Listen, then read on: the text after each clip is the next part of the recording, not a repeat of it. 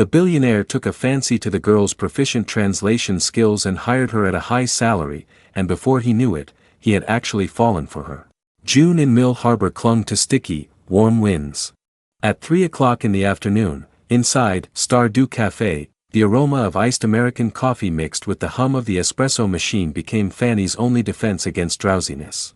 She wore a light gray server apron, her fingers flying across the order terminal while her ears seamlessly switched between languages. "Sir, you'd like your caramel macchiato with 2 spoonfuls of sugar, right? Madam, the vanilla latte you ordered will be ready in 5 minutes." As a junior majoring in translation studies at Hampton University, Fanny worked part-time at this high-end cafe on Silver Spruce Avenue, half to earn enough for next semester's tuition, half to practice her spoken language skills. She specialized in business and legal translation. She had memorized textbook jargon flawlessly, but when it came to communicating with customers of varying accents, she still had to focus intently to avoid mistakes. "Fanny, table 3 needs a refill," a coworker called from behind the counter. Fanny had just picked up the water pitcher and turned around when a flustered man in a black suit blocked her path. A Hopkins Group ID badge pinned to his chest, his tie askew, sweat beading on his forehead. You speak German and French, don't you? I heard you talking to the customers earlier." Fanny froze, nodding instinctively. "I can handle basic communication and professional translation." "What's the issue?" "Thank God." The man grabbed her wrist as if clutching a lifeline, pulling her toward the door. "Our group's having a cross-border merger signing in the office building next door." The scheduled simultaneous interpreter suddenly got acute appendicitis and was rushed to the hospital. Now the lawyers from both sides are stuck on translating legal clauses, and the CEO's about to lose his temper. "Can you step in? We'll pay well." "Wait," Fanny's water pitcher clattered to the floor, spilling ice water on the man's pants, but he paid it no mind. "I'm still at work, and I don't have my translation materials. I've never done on-site simultaneous interpretation before. The pay is 10 times your part-time salary." The man cut her off, speaking so fast he sounded like a machine gun. "I'm Colin, assistant to CEO Ivor. As long as you help us finish the signing, we can offer you an internship later. For a Hampton University translation major, this is the perfect experience." The name, CEO Ivor, made Fanny's heart skip a beat. Ivor Thorne, his name was everywhere in financial magazines, the youngest leader of Hopkins Group, known as the business iceberg. In just 3 years since taking over, he had expanded the group's operations to Europe and Asia. She had studied his merger cases in class, admiring his sharp business judgment, but she had also heard he had a terrifying temper. Even senior directors hesitated to speak casually in his meetings. While she hesitated, Colin had already dragged her to the cafe entrance. The glass facade of the adjacent office building reflected harsh sunlight, the Hopkins Group logo glinting atop the tower. Fanny glanced down at her apron stained with coffee, then touched the translation notes she had just written in her pocket. Her heart raced. This was a completely unprepared ambush, but the tenfold salary and internship opportunity were too tempting to pass up. "I can only promise to do my best, but if something goes wrong, I'll take full responsibility." Colin shoved her into the elevator without another word, pressing the top floor button. "CEO Ivor only cares about results, just translate the clauses accurately. And don't be nervous when you go in, he looks cold, but he won't pick on you for no reason." The moment the elevator doors opened, a heavy air of formality washed over her. The hallway was carpeted so thickly that footsteps were muffled, office doors on either side were shut tight, except for the conference room at the end, where noisy arguments leaked out. Colin pushed the door open, and Fanny followed, immediately met by dozens of pairs of eyes fixed on her. The conference room was spacious, with men in suits seated around a long mahogany table, tension hanging thick in the air. The man at the head looked up, and Fanny's breath caught. This was Ivor Thorne. He wore a dark gray custom suit, his shirt collar buttoned meticulously, a low-key platinum ring on his left ring finger, a fountain pen held between his fingers. His eyes were as cold as ice, scanning her with obvious scrutiny. "Colin, this is the translator you found?" Ivor's voice was deep, devoid of warmth. His gaze lingered on her apron, a faint frown creasing his brow. Colin hurried forward. "Mr. Thorne, she's a translation major at Hampton University. She speaks German and French, We confirmed it at the cafe. She'll work for the emergency. The German lawyer across the table suddenly spoke, rapid German mixed with jargon. Fanny tensed instinctively, her mind racing. She took a deep breath, stepping forward to fluently translate into Chinese. The opposing lawyer states that the clause on intellectual property ownership in the merger agreement is ambiguous. He demands clarity that patent usage rights will be shared by both parties for 5 years after the merger, otherwise, the signing cannot proceed. A hush fell over the room for a few seconds. Ivor looked at her, his scrutiny softening slightly, and nodded toward the seat beside him. Sit here. Continue. Fanny sat in the empty chair next to him, just taking out her notebook when she heard Ivor's voice, quiet enough for only her to hear. Pay attention to the opposing lawyer's supplementary clauses, especially the breach of contract section. Don't miss any details. Her heart fluttered. She glanced up to find him already looking back at the other side, though his pen had stopped twisting. Clear he was listening intently. For the next hour, Fanny immersed herself entirely in translation. She not only conveyed both sides' demands accurately but also pointed out ambiguities when the opposing lawyer deliberately used obscure legal terms, even citing relevant EU legal provisions to silence him. When the final clause was confirmed and both parties signed the contract, Ivor finally relaxed, leaning back in his chair. His gaze toward Fanny held a newfound approval. What's your name? Fanny, she replied, clutching her notebook nervously. Fanny as in fragrance, and New York as in Nina.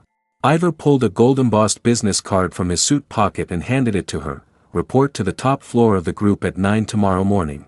Be my exclusive translator.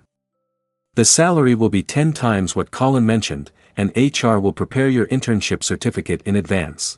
Fanny took the card, her fingertips brushed his, the warm touch making her ears burn. The card only had his name, Ivor Thorne, and personal phone number, no extra titles, yet it exuded an undeniable presence. She looked up, wanting to decline. She was still a student, unable to work full-time, but faced with Ivor's unyielding gaze, the words died in her throat. After the signing, Colin walked her downstairs, thanking her repeatedly. When Fanny returned to the cafe, her co-workers swarmed her with questions, but her mind was filled with Ivor's gaze and that business card. That night, back in her rental apartment, Fanny placed the card in the most prominent spot on her desk. She opened her laptop and searched for Hopkins Group exclusive translator duties. Most results mentioned accompanying the CEO to cross-border meetings, translating business contracts, and handling overseas documents, all the practical opportunities she had dreamed of. Yet she thought of her studies, her part-time contract with the cafe, and Ivor's reputation as an iceberg. Doubt crept in again. Just then, her phone received a text from an unknown number, short and to the point. Wear something formal tomorrow. No apron. No signature, but Fanny recognized the tone instantly. It was Ivor. She stared at the screen, her heart racing, her finger hovering over the reply button for a long time before finally closing the chat. Outside, Mill Harbor's night glittered with lights. Fanny picked up the card, running her fingers gently over the name.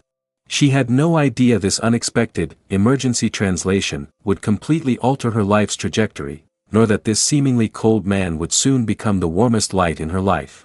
Should she go tomorrow? And if she did, how would she face this business iceberg CEO? Fanny tossed and turned in bed, her mind filled with questions. At 7 in the morning, Mill Harbor was still wrapped in mist. Fanny stood outside Hopkins Group, her fingers white from clutching the hem of her skirt. She specially put on a cream-colored shirt that she bought last week and a pair of black slim-fitting pants, her hair pulled back in a neat low ponytail, holding printed translation resumes to her chest. Yet standing before this skyscraper, she still felt like a student who had wandered into the adult world by mistake. When the elevator reached the top floor, Colin was already waiting at the door. He took the resumes from Fanny with a smile. Mr. Thorne's in his office. Don't be nervous, just be natural, like yesterday. The CEO's office door at the end of the hallway was slightly ajar. Fanny took a deep breath and pushed it open gently. Ivor sat behind a massive mahogany desk, reviewing documents. Sunlight streamed through the floor-to-ceiling windows, gilding his sharp profile with a golden glow. He looked up at the sound of her entrance, nodding toward the chair in front of the desk. Sit. Fanny had just sat down when she noticed a white ceramic coffee mug on the desk, next to a bag of pour-over coffee grounds. Ivor pushed the coffee grounds toward her, his tone flat. Starting today, arrive half an hour early each day. Make me a cup of pour-over coffee. Water temperature must be 88 degrees Celsius, no more, no less. 88 degrees Celsius. Fanny froze. How do you know that's the perfect temperature? Tried it many times. Ivor continued flipping through documents, not looking up. Additionally, my office must stay at a constant 24 degrees Celsius. File documents by urgency, blue tabs on the left, red on the right, white tabs go to the filing cabinet. He paused, finally meeting her gaze. Can you handle these requests? Fanny nodded quickly. Yes, I'll write them down. She pulled out her notebook, jotting down 88 degrees Celsius pour-over coffee, 24 degrees Celsius constant temperature, and file sorting. A faint confusion lingered, though. These felt more like a secretary's tasks than an exclusive translator's. At 9 sharp, the first cross-border video conference began. Fanny followed Ivor into the conference room, intending to sit in a corner, but he grabbed her wrist. Sit here. He pointed to the seat beside him, close enough that she could smell the faint cedar scent on him. The French partners on the video call spoke rapidly, with a thick Marseille accent. Fanny focused entirely to barely keep up. When they reached the cross-border tax clauses, the other side suddenly threw out an obscure technical term. Fanny froze, unable to translate, her cheeks flushing instantly. The room went silent. Ivor's assistant frowned subtly, even the Frenchman on screen looking impatient. Fanny clenched her palms, about to apologize when a warm hand covered hers under the table. It was Ivor. His fingertips squeezed hers lightly, his voice soft enough only for her. Don't panic. Break it down using the logic I taught you. Cross-border tax boils down to tax rate, declaration process, and exemption policies. The term he used is just shorthand for special industry tax exemption registration. The warm touch and steady voice were reassuring. Fanny took a deep breath, following his prompt to finish the translation fluently. After the call, she pulled her hand back quickly, her ears hot enough to fry an egg. She bowed her head to pack her notebook, missing the fleeting smile that crossed Ivor's lips. During her lunch break, Fanny took the newly translated documents to Ivor for his signature. His office was empty. She was about to leave when she noticed a desk drawer left slightly open, the corner of a children's picture book peeking out. Curious, she pulled the drawer open. Inside were several picture books, their covers decorated with cute cartoons, utterly mismatched with Ivor's stern image. Like the picture books? Fanny jumped, dropping the book. Ivor stood in the doorway, holding 2 milk teas. Seeing the book on the floor, he paused. They were gifts from kids at an orphanage I sponsor. They said the stories in picture books make people softer.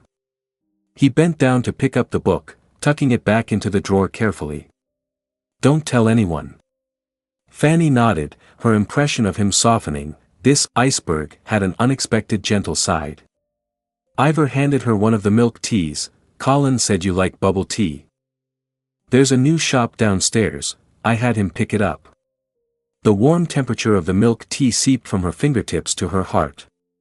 Fanny looked at Ivor, suddenly finding the courage to ask, Mr. Thorne, why did you choose me as your exclusive translator? There were so many professional interpreters available yesterday. Because you stay calm. Ivor cut her off, leaning against the desk, his gaze earnest. Even in the chaos of yesterday's signing, you could spot the opposing lawyer's loopholes. Not every translator can do that.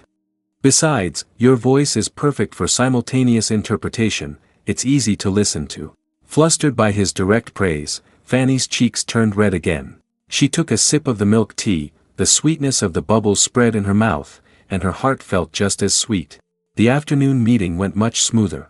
Fanny gradually grew used to translating beside Ivor. By 6 in the evening, most co-workers had left. Fanny was packing up to leave when Ivor called out, wait a minute. He pulled a black folder from under his desk and handed it to her. This is the draft contract for tomorrow's negotiation with the German partners. There are several complex legal clauses, go over them tonight. You might need to translate them on site tomorrow. Fanny took the folder, about to say, no problem, when Ivor pulled an umbrella from his drawer. The forecast says it'll rain today. Your place is far, take this. That's not necessary, I can just. Take it. Ivor pressed the umbrella into her hand, his tone unyielding. Remember to arrive half an hour early tomorrow. I'll be waiting for your coffee. Fanny left Hopkins Group with the folder and umbrella, and sure enough, light rain began to fall. She opened the umbrella, glancing up at the still-lit window on the top floor, her heart warm. Back in her apartment, she opened the folder to find handwritten notes from Ivor beside each complex clause, neat handwriting, marked with key translation symbols. Looking at those notes, she thought of the warmth of his hand on hers that morning, the children's picture books in his drawer, the bubble tea he'd given her. Her heart raced. She shook her head, telling herself not to overthink it. They were just boss and employee, and Ivor was simply being a considerate supervisor. Just then, her phone pinged with a text from Ivor. If you don't understand anything in the contract, call me anytime. My personal phone is on 24/7. Fanny stared at the screen, her finger hovering over the dial button for a long time before closing the chat. She opened the contract again, gazing at Ivor's handwritten notes. Her heart felt full. This seemingly cold CEO was nothing like the business iceberg she'd imagined. But why was he being so special to her? Was it just her translation skills, or something more? Fanny tossed and turned in bed, her mind filled with thoughts of Ivor. She had no idea this sudden, special treatment was only the beginning of her heartbeat. At 7:30 a.m., Fanny arrived at Ivor's office promptly. She skillfully took out the pour-over coffee equipment, adjusting the thermometer to 88 degrees Celsius. As hot water slowly dripped over the coffee grounds, a rich aroma filled the air. Over the past week, she had fully adapted to arriving early. She could even control the brewing time precisely, 3 minutes and 20 seconds, no more, no less, the exact taste Ivor liked. Today's coffee smells good. Ivor walked in as Fanny set the coffee on his desk. He took a sip, a flicker of approval in his eyes. Better than last week. You're a natural. Fanny smiled, about to turn to organize documents when Ivor pulled a paper bag from his drawer. For you. I passed by that bakery you mentioned yesterday and picked this up. Inside was the matcha mousse she'd casually mentioned the week before, still cool to the touch, obviously just taken from the fridge. Her heart warmed as she took the bag. Thank you, Mr. Thorne. I can't believe you remembered. Remembered you said the line there is always long. Ivor cut her off, pretending to review documents, though the tips of his ears were faintly pink. Put it away quickly. We have a video conference soon, don't be late. Fanny stowed the cake in her locker. When she turned around, her eyes met Ivor's. His gaze was soft, not as sharp as it was in meetings, there was a subtle warmth to it. Fanny quickly looked away, her heart racing for no reason. The morning video conference was with Italian partners. Their representative spoke quickly, with a heavy accent. Fanny focused entirely on translating. When she was unsure of something, Ivor would gently tap her knee under the table, giving her a reassuring look. This silent coordination made the tense meeting go smoothly. After the conference, Fanny leaned over her desk to organize her translation notes, and accidentally fell asleep. In her dream, she was still tangled in Italian legal terms, her brows furrowed, muttering tariff barriers and trade agreements under her breath. When Ivor finished his documents and looked up, he saw her asleep. Sunlight fell on her hair, her eyelashes casting faint shadows on her cheeks, a smudge of ink on her nose, like a dusty kitten. He walked over quietly, hesitating for a moment before reaching out to brush the ink off her nose with his fingertip. The second his skin touched hers, Fanny's eyes fluttered open, still dazed. Their gazes locked, time seemed to freeze. Ivor's finger lingered on her nose, the warm touch leaving both of them frozen. Mr. Thorne. Fanny sat up abruptly, her ears burning bright red. I didn't mean to fall asleep in the office, I just... It's fine. Ivor pulled his hand back quickly, pretending to straighten his suit jacket to hide his fluster. You look like you didn't sleep well last night. Don't stay up so late next time, your health matters. He paused, adding, if you haven't finished organizing the translation notes, I'll have Colin help you. No need to push yourself. Fanny shook her head, handing him the finished notes. I'm done. Could you check if there's anything wrong? She dared not meet his eyes, staring at her shoes instead, her heart pounding like a rabbit was trapped inside. In the afternoon, a heavy rain suddenly poured down, raindrops pounding against the windows with a loud, crackling sound. After work, Fanny hesitated at the company entrance. She hadn't brought an umbrella that morning, and the rain was too heavy to hail a taxi. Just as she worried, a black car pulled up. The window rolled down, revealing Ivor's face. Get in. I'll take you home. That's too much trouble, I can just wait for the rain to lighten. Get in. Ivor's tone brooked no argument, unlocking the passenger door. The rain won't stop anytime soon. Do you want to wait here all night? Fanny had no choice but to open the door and get in. The car still smelled faintly of his cedar scent, mixed with coffee, making her feel slightly awkward. Ivor said nothing, just quietly turned up the air conditioning and handed her a blanket from the glove compartment. Don't catch a cold. The car drove through the rainy night, raindrops blurring the neon lights outside. Fanny stole a glance at Ivor. He was focused on driving, his profile soft in the streetlights. She thought of the little things over the past week, the 88 degrees Celsius coffee, the children's picture books in his drawer, the matcha mousse he'd picked up casually, the ride home on a rainy night. These details were like warm water steeping tea, slowly rippling through her heart. We're going to the Bellevue Business Summit next week. You'll come with me. Ivor suddenly spoke, breaking the silence in the car. I had Colin send you the translation materials to prepare in advance. Make sure to go over them tonight. Fanny froze, then nodded. Okay, I'll familiarize myself with them as soon as possible. She hadn't expected Ivor to take her on a business trip out of town. Her heart was a mix of anticipation and nervousness.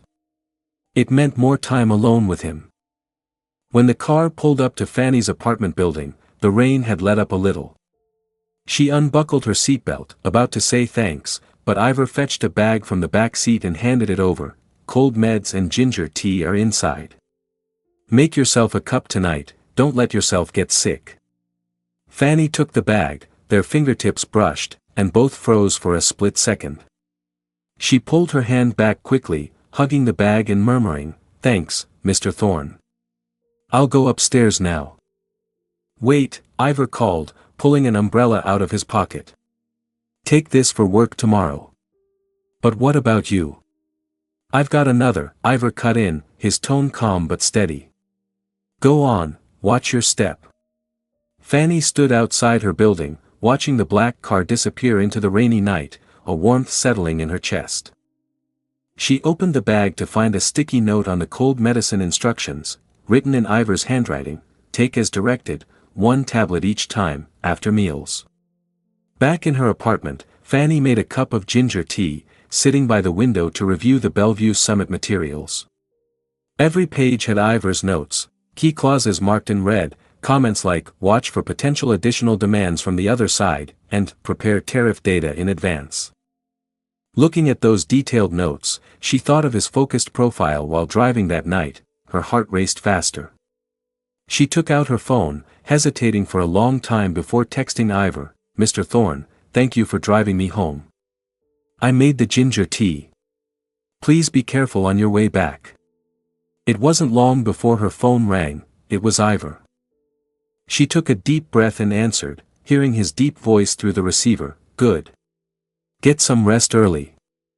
Don't stay up late reviewing materials. You have work tomorrow." "Okay. You should rest early too." After hanging up, Fanny looked at the call log on her screen, a smile tugging at her lips. She knew she shouldn't develop feelings for her boss, but Ivor's quiet warmth, hidden in the details, pulled her like a magnet. But was this heartbeat just one-sided affection? Or was she overthinking it? Was Ivor's special treatment really just admiration for her translation skills? Fanny tossed and turned in bed, her mind filled with these questions. She had no idea the Bellevue business trip would make this hidden heartbeat completely uncontrollable. The Bellevue Skyline metal badge on Fanny's desk still glinted coldly. It was the one Ivor had bought for her 3 days earlier at a souvenir shop on Michigan Avenue. The summit had just ended, the evening wind carried the coolness of Lake Michigan as Ivor held her wrist, weaving through the crowd. He stopped at a counter full of badges, tapping the one engraved with, "Bellevue, this suits you. From now on, when you see it, you'll remember this successful summit." She had clutched the badge tightly then, her fingertips burning. It was the most heart-fluttering moment of the trip. Over those 3 days in Bellevue, Ivor had woven care into every detail. Knowing she wasn't used to Western food, he'd had the hotel prepare Chinese breakfast in advance. When she felt sleepy during summit breaks, he'd lend her his suit jacket as a blanket. Even when negotiations hit a deadlock, he'd quietly brush her hand with his fingertip under the table, his eyes saying, "Don't panic. I'm here." These small, gentle gestures made her almost forget the boss-subordinate line between them. But this sweetness, still fresh and unsettled, was shattered completely on Monday morning. Fanny had just stepped out of the elevator when Lily from the translation department pulled her into the pantry. Lily's hand pressed to her chest, her voice trembling, "Fanny, you're finally here. Ivor's childhood friend Charlotte came back from Paris yesterday." The minute she walked into the company, she said she was looking for the woman hogging Ivor's side. She just threw a fit on the top floor and smashed Ivor's coffee mug. "Charlotte?" Fanny's hand slipped, and the badge nearly fell. She had heard Colin mention the name in Bellevue, Charlotte, the heiress of the Charlotte family, who'd grown up with Ivor Thorne. Their families were old friends, and there were rumors they'd been betrothed as childhood sweethearts. Before Fanny could sort out her thoughts, the pantry door swung open. Charlotte walked in, wearing a fiery red slip dress, its hem sweeping the floor, a diamond bracelet on her wrist glinting so brightly it hurt the eyes. Her gaze locked directly on Fanny, sweeping her up and down before curling into a mocking smile. "So you're the one. I saw the photos from the Bellevue Summit. Standing next to Ivor like a little assistant, and you dare call yourself his exclusive translator?" Fanny tightened her grip on the badge, the pressure of her fingertips against her palm helping her stay calm. "Miss Charlotte, whether I'm qualified to be his exclusive translator depends on the 23 legal documents I translated at the summit, and the 3 language conflicts I helped Mr. Thorne resolve, not your opinion." "Humph, you talk big." Charlotte suddenly stepped forward, reaching to yank the badge from Fanny's collar. "Ivor gave you this? He's never bought anyone else such cheap trinkets before." Fanny stepped back quickly, but the badge still fell to the floor.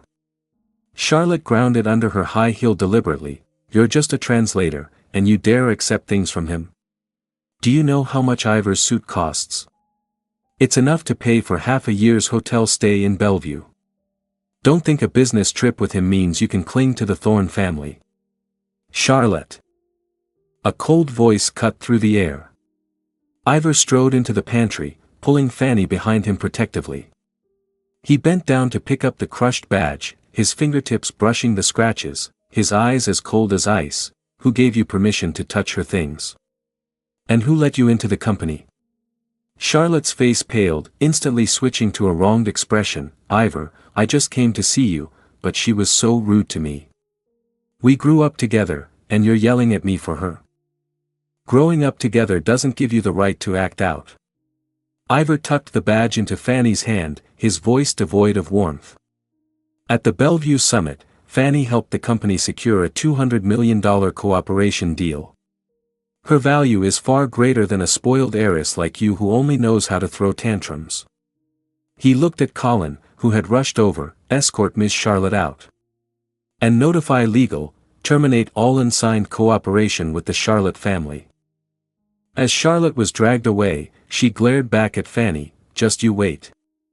I won't let you get away with this. Silence returned to the pantry. Ivor looked at Fanny's red-rimmed eyes, reaching out as if to touch her cheek, then pulling back gently. I'll have my assistant fix the badge tomorrow. Don't be upset. I'm fine. Fanny clutched the crushed badge, a sharp pain in her heart. It's just. Is what Miss Charlotte said true? Is there an engagement between your families? Ivor frowned. No. It was just a joke between our parents, and I clarified it long ago. He paused, his tone softening a little. Don't think about this. We have a video conference this afternoon, we need you to translate. But the trouble wasn't over. During the department meeting that afternoon, Charlotte somehow snuck back into the company and sat in Fanny's usual spot, right next to Ivor. She deliberately placed her coffee mug close to Fanny's hand, then accidentally knocked it over during the meeting. Brown liquid soaked the summit supplementary materials Fanny had just organized. Oh, I'm so sorry. Charlotte apologized insincerely, making no move to help. Who asked you to sit so close to Ivor? Sticking to him at the Bellevue Summit wasn't enough, now you have to take his side at meetings too. Fanny bent down to pick up the materials, but Ivor stood up suddenly, taking off his suit jacket and draping it over her shoulders to block the coffee stains on her clothes. He looked at Charlotte, his eyes sharp with warning. Colin, see Miss Charlotte out. And remind legal about terminating that cooperation. Charlotte was dragged away, her face as pale as paper. The conference room fell silent. Wrapped in Ivor's cedar-scented suit, Fanny touched the crushed badge in her pocket, her heart a mix of warmth and panic. Ivor had stood up to his family friend for her, but Charlotte's hatred was so intense. How much more trouble would there be? After the meeting, Fanny took the clean suit to Ivor's office. She was about to say, thank you, when she saw a photo on his desk. It was a picture of her and Ivor at the Bellevue Summit, taken outside the hotel. She was smiling, leaning against him, the bright night behind them, but the edge of the photo was circled in red, with, clinging to climb the social ladder, written next to it. Charlotte had someone post this on the bulletin board. I just took it down. Ivor picked up the photo, his tone apologetic. I'm sorry you had to go through this. Looking at the photo, Fanny suddenly felt powerless. She thought of the sweetness of the Bellevue trip, then the trouble now, and couldn't help but ask, Mr. Thorne, is this a bad idea? Miss Charlotte is your childhood friend. I don't want to cause trouble between you and your family. Ivor froze. He looked at the hesitation in Fanny's eyes, reaching out to take her hand, but she pulled away gently. Silence fell. His fingertips hung in midair, a sudden panic rising in his chest. He had thought their time in Bellevue had brought them closer, but Charlotte's appearance had made her retreat. Just then, Fanny's phone received a text from an unknown number. It was Charlotte. Think you can stay by Ivor's side? I'll make you regret being so overconfident. Fanny clutched her phone, looking up at Ivor. She had no idea if this heartbeat, sparked by the Bellevue trip, would be snuffed out by Charlotte's relentless attacks. She wasn't even sure if she had the courage to keep standing by Ivor's side. The warmth of the Bellevue Summit had not yet faded. Fanny still kept the crushed metal badge in her notebook. Ivor had said he'd have his assistant fix it, but she'd hidden it away instead. The scratches on the badge mirrored her mood, a little wronged, yet hiding an indescribable sweetness. On Wednesday morning, Fanny had just made the 88 degrees Celsius pour-over coffee when Colin called her to the conference room. Ivor sat at the head of the table, a Los Angeles Business Summit document spread out before him. When he saw her, he nodded toward the seat beside him. There's a cross-border energy cooperation negotiation in Los Angeles. I need you to come with me as translator. We leave tomorrow, for 3 days. Fanny froze, her fingers tightening slightly as she thought of Charlotte's threats. Mr. Thorne, I've taken care of Charlotte. She won't bother you anymore. Ivor seemed to see through her hesitation, handing her a document. This is background information on the partner. There are several key energy clauses inside, go over them first. He paused, adding, "It'll just be us and Colin on this trip. No one else will disturb us." Hearing, "just us," Fanny's ears turned pink. She took the document and nodded, "Okay, I'll prepare in advance." Early the next morning, the three boarded the flight to Los Angeles. Ivor had booked first class. Fanny had just sat down when he pulled an eye mask and a thin blanket from his backpack. "You stayed up late reviewing materials last night. Sleep on the plane, we'll need to prepare for the negotiation when we land." He even asked the flight attendant to adjust her seat angle. "This should be more comfortable for sleeping." Fanny took the eye mask, warmth settling in her chest. But shortly after takeoff, dizziness and nausea hit, her face paled fast. Ivor noticed right away, flagging down a flight attendant for warm water before pulling a mint from his pocket. "Suck this. It eases motion sickness." When Fanny still looked unwell, he stood up, slid into the empty seat beside her, and gently steadied her shoulder. "Lean on me and sleep a bit. You'll feel better." Fanny hesitated, then leaned against him softly. His shoulder was solid, his cedar scent mixing with the mint's freshness, calming her jittery nerves. Before she knew it, she drifted off, a faint smile on her lips. Ivor looked down at her sleeping face, his fingertips brushing the hair off her forehead, his eyes soft enough to melt. Colin, sitting not far away, quietly snapped a photo of the sweet scene, thinking to himself, "The CEO's iceberg act is finally thawing." Upon arriving in Los Angeles, the three headed straight to the hotel. They had just set down their luggage when they received word from the partner that the negotiation would be moved up to that afternoon. Fanny quickly took out the materials to review. Ivor sat beside her, patiently explaining key points. "This renewable energy subsidy policy is critical. The other side might quibble over tax rates. Be precise with your wording when translating." The afternoon negotiation went smoothly. Fanny translated each clause accurately, even alerting Ivor when the other side made unreasonable demands. After the negotiation, the partner's representative smiled and said, "Mr. Thorne, your translator is very professional. With her here, our communication was much smoother." Ivor looked at Fanny, pride in his eyes. "She is excellent." In the evening, a heavy rain suddenly hit Los Angeles, raindrops pounding against the hotel windows with a loud crackle.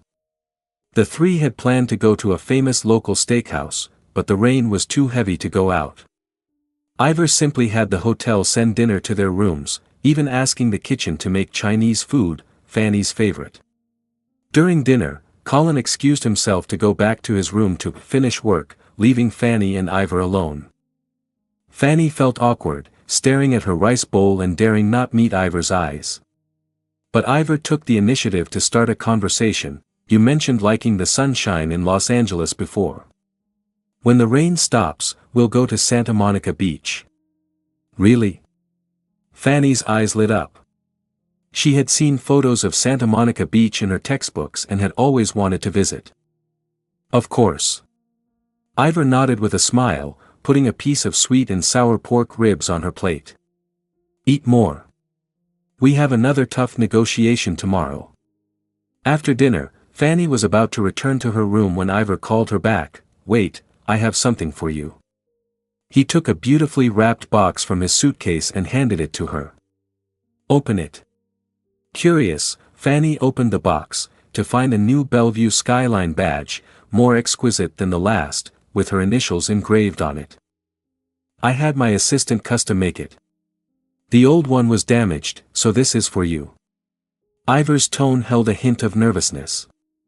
"Do you like it?" "I love it. Thank you, Mr. Thorne." Fanny clutched the badge tightly, her heart feeling full.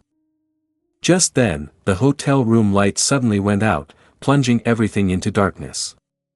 Fanny gasped, instinctively grabbing Ivor's hand.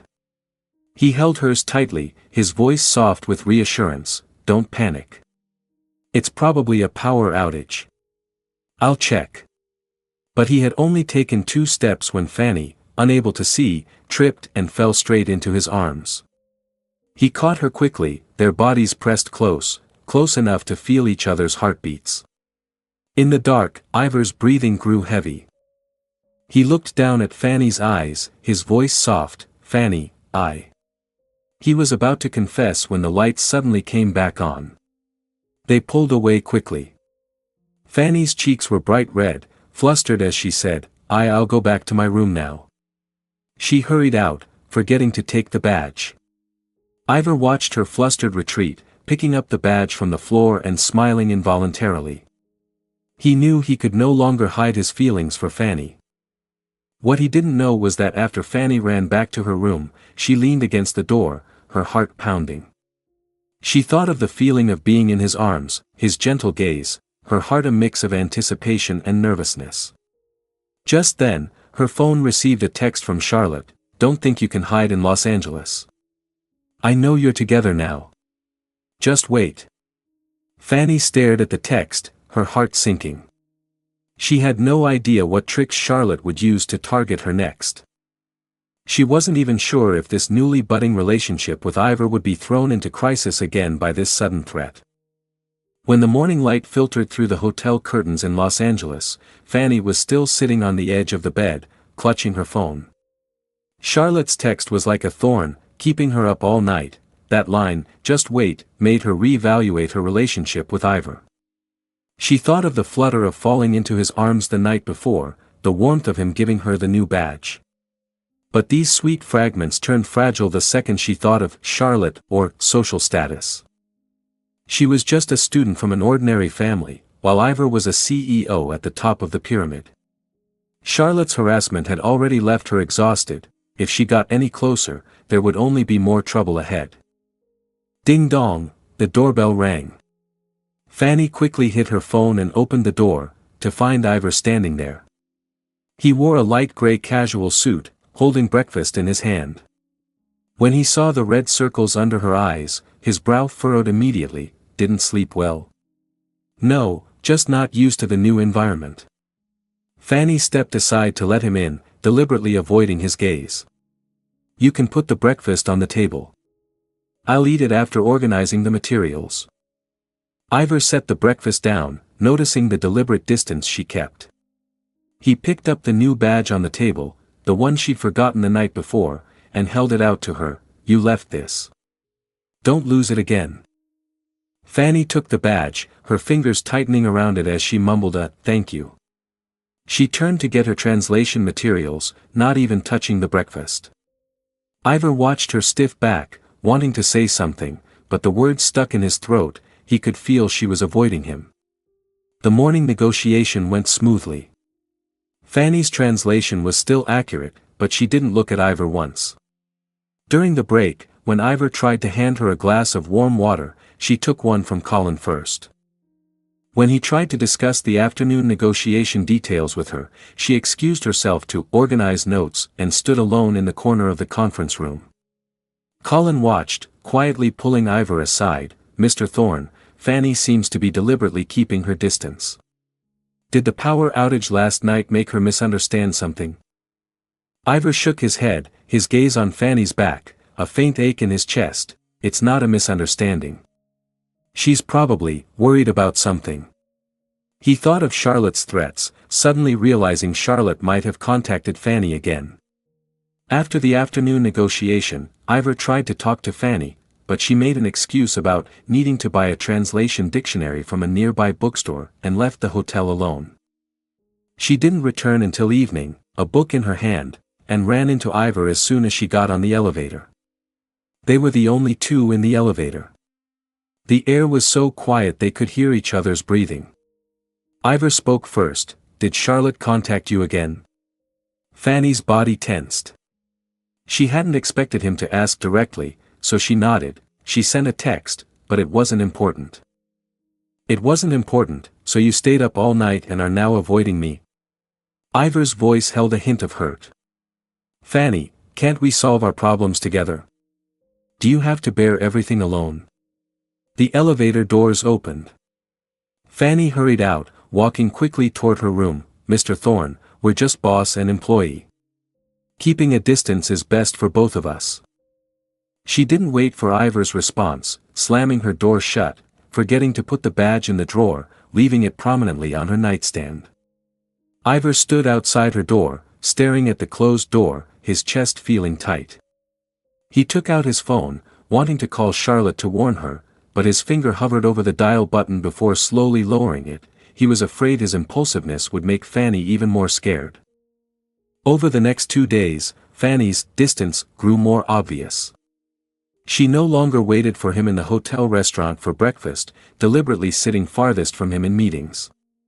Even when he suggested going to Santa Monica Beach when the rain stops, she declined with an excuse about needing to catch up on translation notes. On the flight back, Fanny leaned against the window, pretending to sleep, though she spent the entire time secretly watching Ivor. He sat not far away, holding the translation notebook she'd left in the hotel, carefully marking key points. Every now and then, he'd glance in her direction, his eyes filled with disappointment.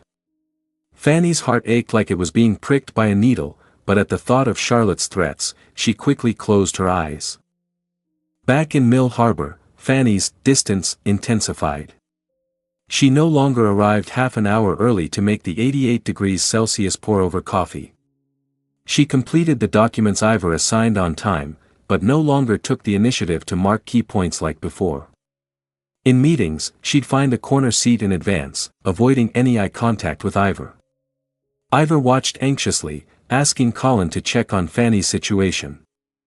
He learned she'd not only been avoiding him at work but had also privately asked HR about transferring to the translation department as a regular translator. That night, Ivor worked late. He saw Fanny still in the office, organizing documents. He walked over, picking up her translation notebook from the desk. Her handwriting was neat, but lacked its usual warmth. Gone were the little doodles she used to draw, the notes marked, "Mr. Thorne, note this. You want to transfer to the translation department?" Ivor's voice was deep, with a faint tremor. Fanny's hand froze. She slowly looked up, hesitation in her eyes. "Mr. Thorne, I think I'm better suited to being a regular translator. I might not be qualified for the exclusive translator role. Is it because of Charlotte? Or because you think we shouldn't have any relationship beyond boss and employee?" Ivor pressed, stepping closer to her. "Fanny, look me in the eyes and tell me, have you never had a heartbeat for me? Was the Bellevue badge, the hug in Los Angeles? Were those just ordinary boss-subordinate interactions to you?" Tears suddenly welled in Fanny's eyes. She wanted to shake her head, but her heart's flutter betrayed her. She quickly bowed her head, avoiding his gaze. "Mr. Thorne, I'm just an ordinary student. I'm not good enough for you, and I don't want to cause trouble between you and Miss Charlotte, or with your family. Keeping a distance is best for both of us." With that, she grabbed her things and ran out of the office. Ivor stood there, watching her figure disappear at the end of the hallway, still clutching her translation notebook, his heart a mix of bitterness and sadness. He knows that Fanny doesn't not love him, she was just too afraid to love. But he wouldn't give up. He took out his phone, calling Charlotte, his voice as cold as ice. "Charlotte, if you dare harass Fanny again, or use any means to force her to leave me, I'll make sure the Charlotte family disappears from Mill Harbor for good." After hanging up, Ivor looked at the night view outside the window, his eyes determined. He had to make Fanny understand, he didn't care about her background or her translation skills. He loved her. He would protect her, ensuring she never suffered another grievance. What he didn't know was that after Fanny ran back to her rental apartment, she leaned against the door and cried for a long time. She took out the Bellevue badge, her fingertips brushing the initials engraved on it, her heart filled with confusion. Could she really ignore the gap in their social status, ignore Charlotte's threats, and bravely be with Ivor? Just then, her phone received a text from an unknown number. "Want to know the truth about Ivor Thorne and Charlotte's engagement? Meet me at Central Park Cafe tomorrow at 3 p.m. I have something to show you." Fanny stared at the text, her heart tightening. Who was the sender? What was this truth about the engagement? She had no idea this sudden invitation would plunge her relationship with Ivor into a new whirlpool. The unknown text was like a stone thrown into Fanny's heart. She clutched her phone, sitting up all night. No signature, but the words, "truth about the engagement," hooked her curiosity. If Ivor and Charlotte really were engaged, she might as well give up completely. But if it was a lie, then all these days of deliberate distance would have been for nothing. At 2:30 p.m. the next day, Fanny arrived at Central Park Cafe early. She chose a window seat, her fingers repeatedly brushing the edge of her cup, her gaze darting to the door now and then. At exactly 3 p.m., a woman in a black trench coat walked in, sitting directly across from her. It was Charlotte's assistant, whom Fanny had seen a few times at the company.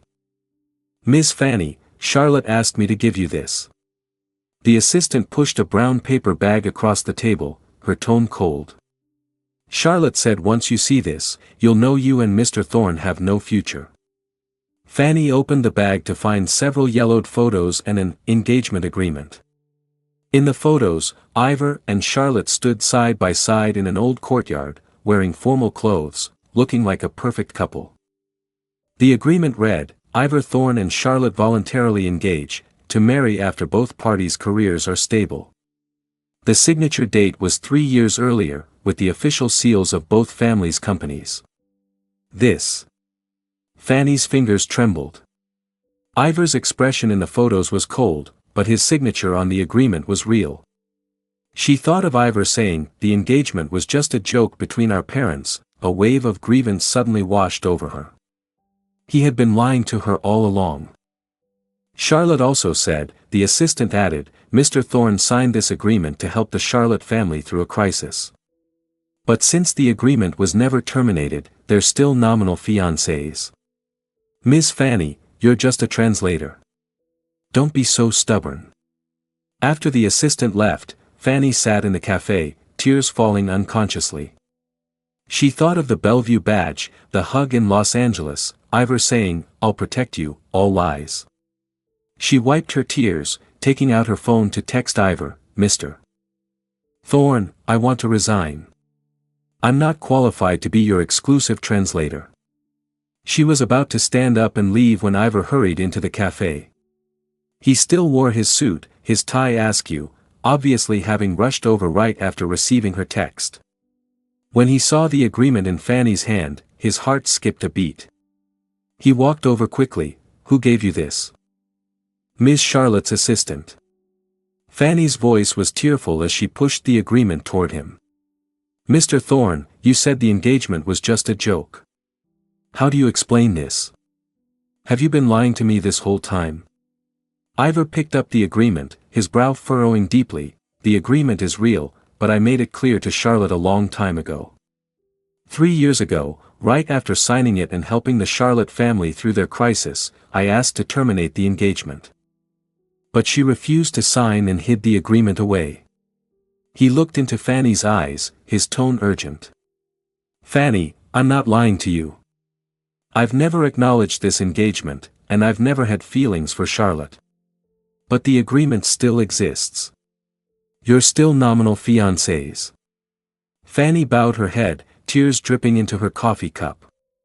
"I don't want to be seen as a homewrecker, and I don't want to keep suffering because of this. Mr. Thorne, let's just end this." "We can't end it."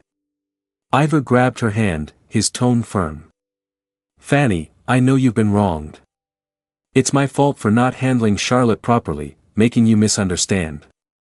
But my feelings for you are real. I fell in love with you when you helped me resolve the language conflict at the Bellevue Summit, when you leaned on my shoulder to sleep in Los Angeles." He pulled a document from his pocket, handing it to Fanny. "This is a engagement termination statement I had my lawyer prepare, and Charlotte's engagement agreement with someone else. Right after signing the agreement with me, she got engaged to a French millionaire. Only when he went bankrupt did she come back to pester me. I've wanted to tell you this all along, but I was afraid you'd worry. Instead, I made you suffer more." Fanny took the documents, looking at the termination statement and Charlotte's other engagement agreement. The grievance in her heart slowly faded. She looked up at Ivor's red-rimmed eyes. She knew he must have rushed from the company right after receiving her text, not even having time to fix his appearance. But Fanny still hesitated. Our backgrounds are so different. What if your family disagrees? Charlotte won't give up easily either. Background doesn't matter. My parents stopped caring about social status a long time ago, they only care about my happiness. Ivor cut her off, squeezing her hand. I've already handled Charlotte. My lawyer sent her a legal letter. If she harasses you again, she'll face legal consequences. Fanny, I know you're scared, but I'll protect you. You'll never suffer another grievance. He pulled a velvet box from his pocket, opening it, not a ring, but a small translation pen, engraved with the initials, F and I. I know you love translation. I had this custom made for you. It has dictionaries for the 3 languages you use most. Whether you keep working as a translator or go back to studying, it'll help you. Fanny looked at the translation pen, then at Ivor's sincere eyes. Tears fell again, but this time, they were tears of relief. She nodded, her voice choked. Ivor Thorne, I like you too. Hearing this, Ivor's face broke into a smile. He pulled her into a tight hug. Thank you, Fanny. Thank you for trusting me. Sunlight streamed through the cafe window, wrapping around them in warmth and sweetness. Fanny leaned against Ivor's chest, finally feeling the weight lift from her heart. All the misunderstandings had just been because she wasn't brave enough. Ivor had been working for her all along. Just then, Ivor's phone rang. It was Colin. He answered, his face darkening instantly. What did you say? Charlotte is causing a scene at the company. And she threw Fanny's translation notebook away. Fanny's heart tightened at the mention of translation notebook. That notebook held her little doodles, the notes marked, Mr. Thorne, note this. It was her most precious possession. She looked up at Ivor, her eyes filled with worry. My notebook. Don't worry. I'll take you to the company. We'll get your notebook back for sure. Ivor squeezed her hand, his eyes as cold as ice. Charlotte has gone too far this time.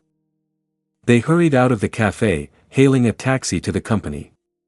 Fanny watched the street scenes flash by outside the window, a sudden unease rising in her chest.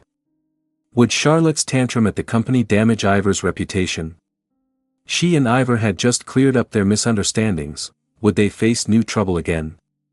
She had no idea that Charlotte's outburst wouldn't drive them apart. Instead, it would let the company employees see Charlotte's true colors, making them support Fanny and Ivor even more. But in that moment, Fanny was still consumed by worry, unaware that this crisis would only make her relationship with Ivor stronger. The taxi raced toward Hopkins Group. Fanny clutched Ivor's hand, her fingertips still trembling.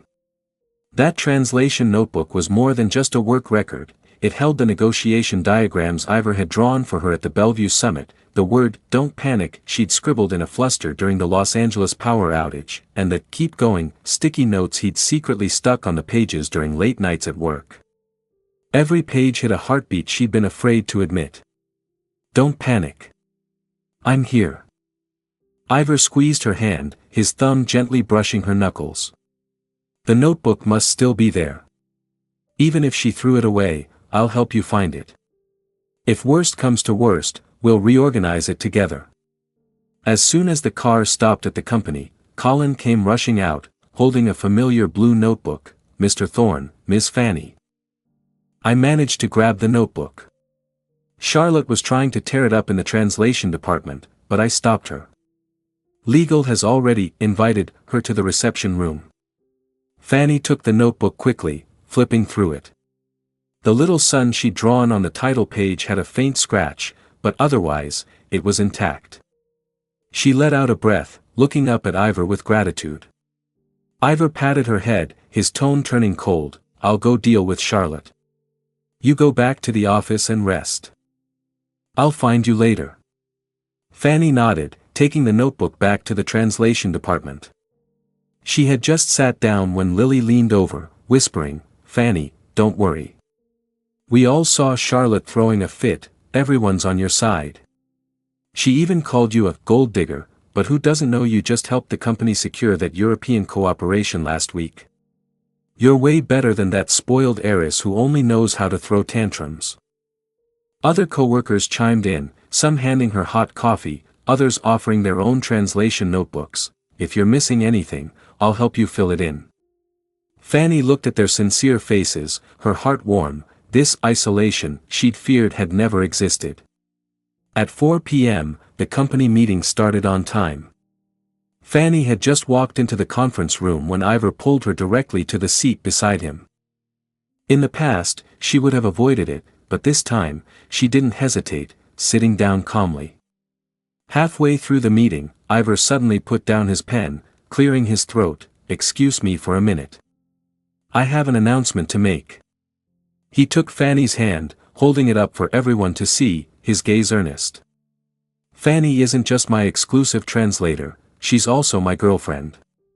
From now on, at work or in life, I hope everyone will look out for her, but no special treatment is needed. Her abilities deserve everyone's respect. A hush fell over the room, followed by warm applause. Lily sat in the audience, excitedly making a "go for it" gesture. Director Zhang nodded with a smile, saying to the person next to him, "This girl is good, professional and down-to-earth. Ivor has good taste." Fanny's cheeks burned, but she didn't pull her hand back. Instead, she squeezed Ivor's gently. She looked up at him, meeting his soft gaze, her heart felt full of honey. So this was what it felt like to be publicly acknowledged, secure and steady. After going public with their relationship, their sweet daily life became an invisible perk at the company. Every morning, Ivor would arrive half an hour early, not just to wait for Fanny's coffee, but to stand beside her as she made it. He'd watch her tweak the water temperature, occasionally passing her coffee grounds. Sunlight spilled through the floor-to-ceiling windows, wrapping around them in a warm glow, so warm that coworkers passing by would slow their steps to glance. During lunch breaks, Ivor would take Fanny's hand and head to the bubble tea shop downstairs to get her favorite drink. He'd always thought bubble tea was way too sweet, but every time he saw her grinning contentedly as she sipped the boba, he'd take a tiny taste, crinkle his nose, and say, "Still too sweet," yet he never forgot her order, 30% sugar, less ice. Next time, he'd even have his assistant pick it up ahead of time. Once, they stayed late working. Fanny leaned over her desk, sorting through translation materials, and drifted off before she knew it. When Ivor finished his documents and looked up, he saw her head resting on her notebook, brows slightly furrowed, as if she was still tangled up in terminology, even in her sleep. He walked over quietly, taking off his suit jacket and draping it over her shoulders, then fetching a blanket from his drawer to tuck gently around her legs. When Fanny woke up dazed, she saw Ivor sitting on the nearby sofa, holding her notebook and carefully marking key points. Moonlight streamed through the window, softening his usual sharp features. Her heart stirred, and she whispered, "Mr. Thorne, you should rest too." Ivor looked up, his eyes full of warmth. "I'll wait for you to wake up, then we'll leave together." He stood up, kneeling in front of her. "Tired? Do you want me to carry you down?"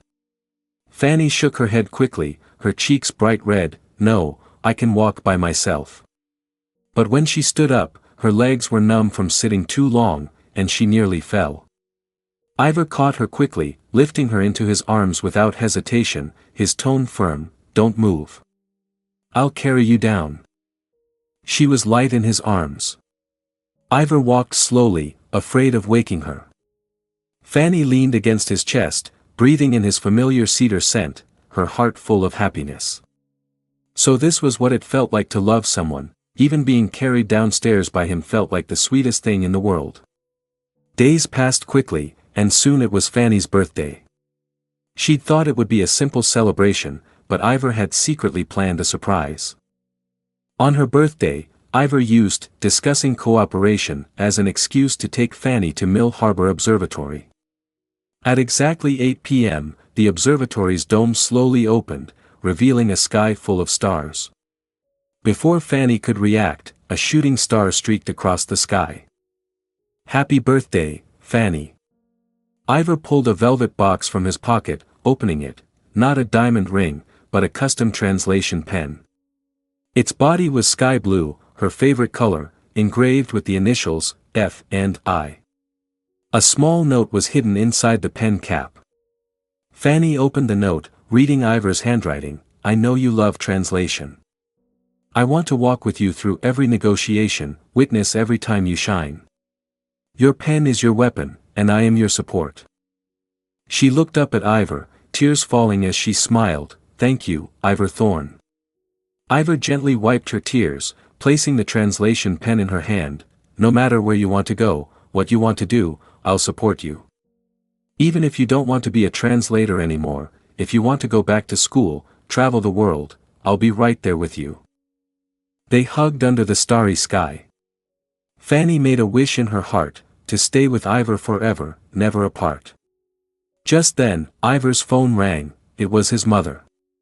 He answered, his expression growing slightly complicated as he nodded and said, I understand, okay, I'll bring her back. After hanging up, Fanny looked at his expression, a trace of unease rising. What's wrong? Is something wrong with your mom? Ivor took her hand, a hint of hesitation in his tone. Mom said she wants to meet you next week. Have dinner together. Fanny's heart skipped a beat. She knew Ivor's mother was the former Hopkins Group director, capable and strict with her son. Even though Ivor had said his parents didn't care about social status, she couldn't help but worry. As a student from an ordinary family, would she win his mother's approval? Ivor saw her unease, hugging her gently. Don't worry. Mom just wants to meet you. She's a good person, she won't make things hard for you. I'll be there with you. Nothing to be afraid of. Fanny nodded, but the worry in her heart didn't fade. She looked up at the starry sky, her chest full of anxiety. Would meeting his family become a new test for her relationship with Ivor?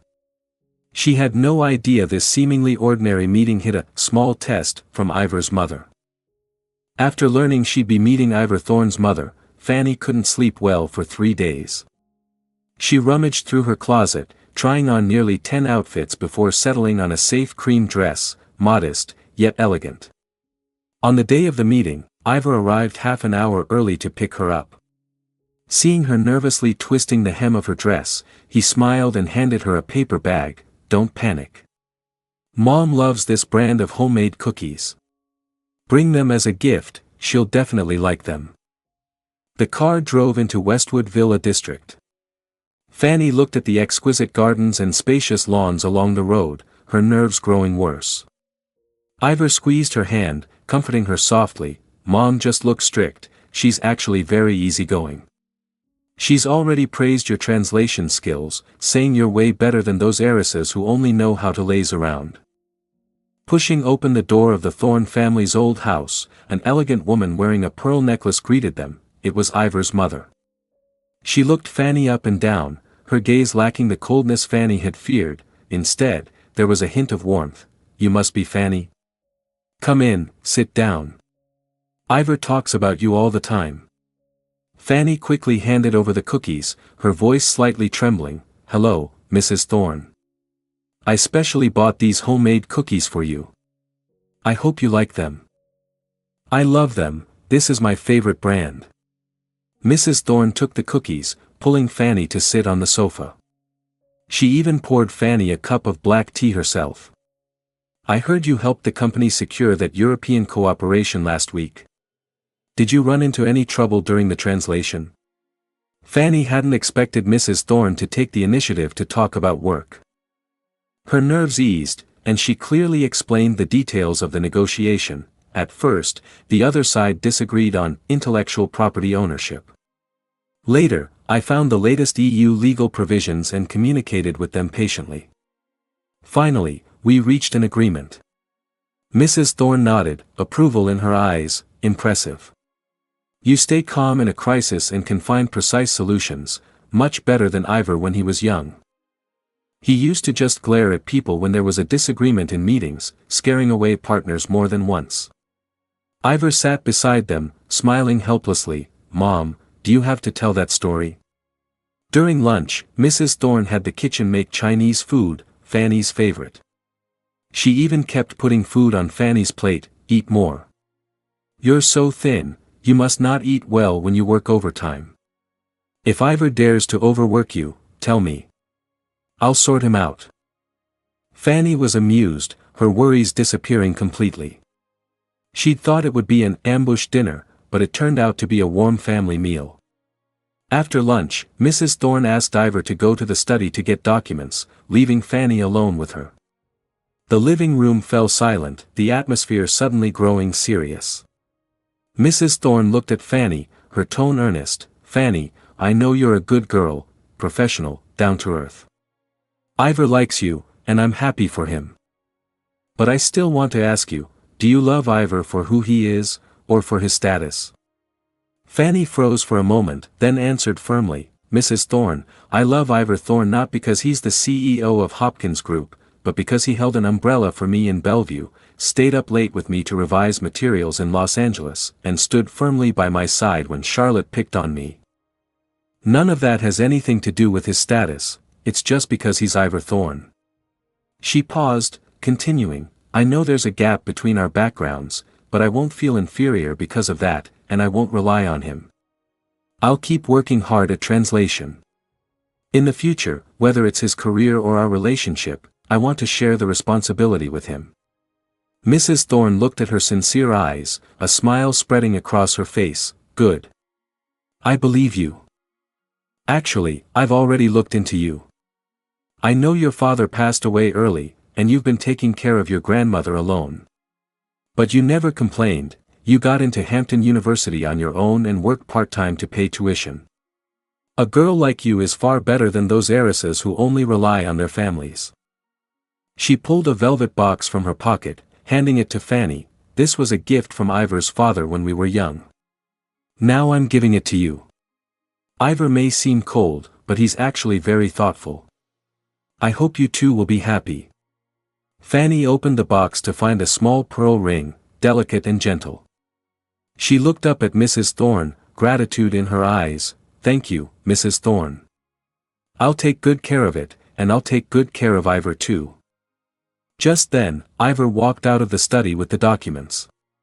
Seeing the ring in Fanny's hand, he smiled. Mom, did you really give her the family heirloom? What heirloom? It's just an ordinary ring.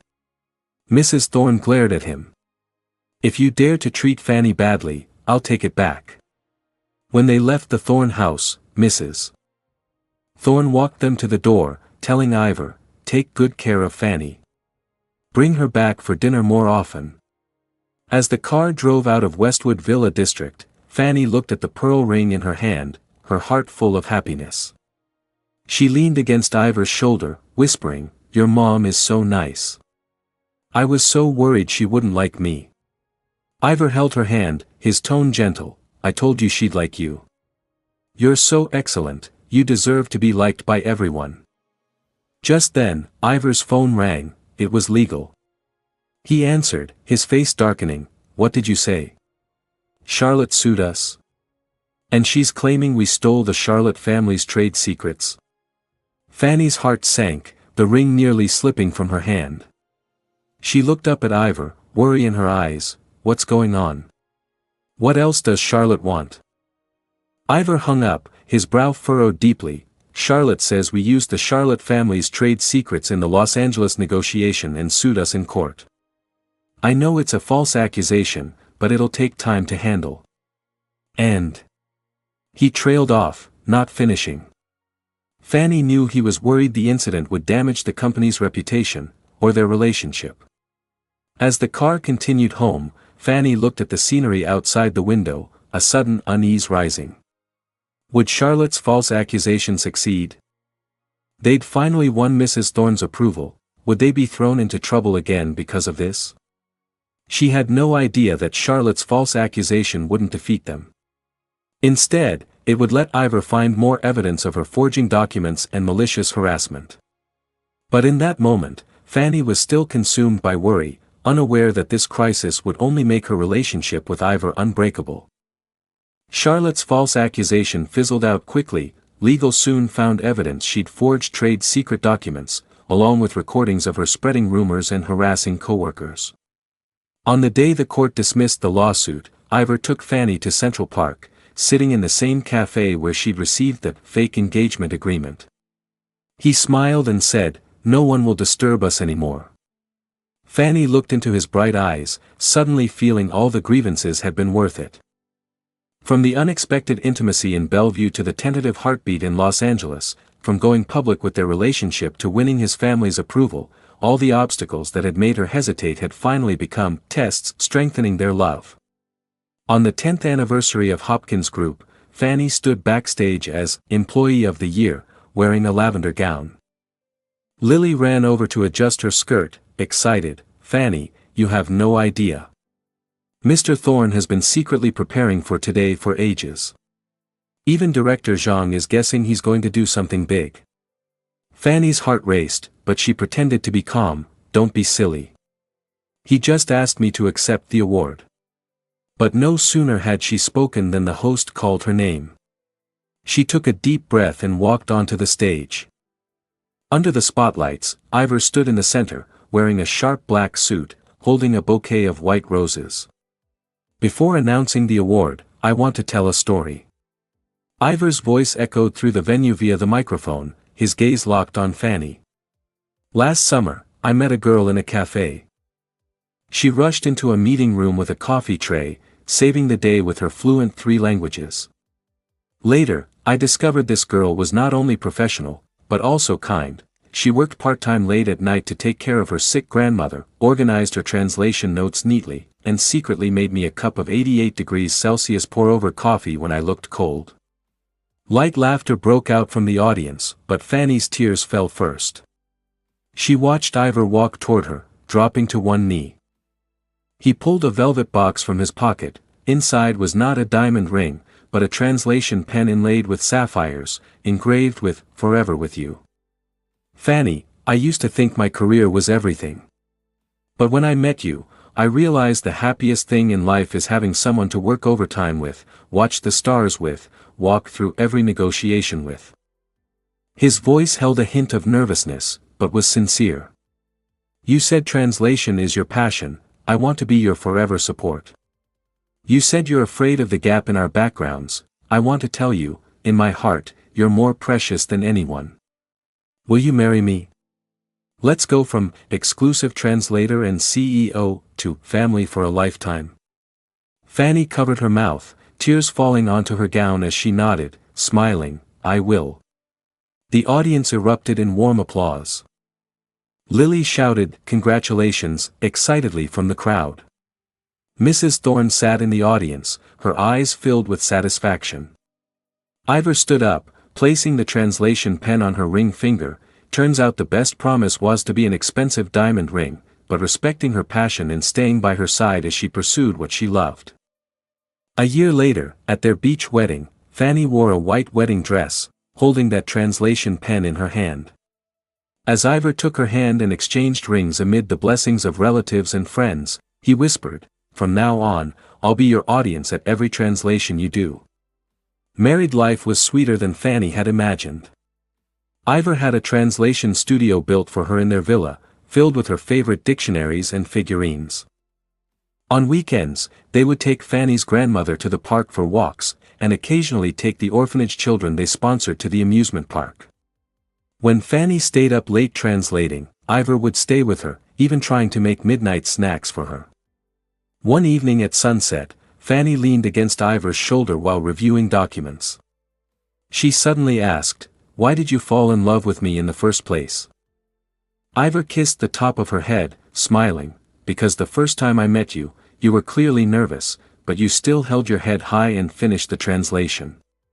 In that moment, I thought, this brave, kind girl, I have to keep her by my side forever." The sea breeze blew, carrying the warm, salty scent of the ocean. Fanny looked at the man beside her, her heart full of happiness. She realized the best love wasn't grand vows, but having someone who understood her passion, and who walked with her to turn ordinary days into a lifetime of sweetness.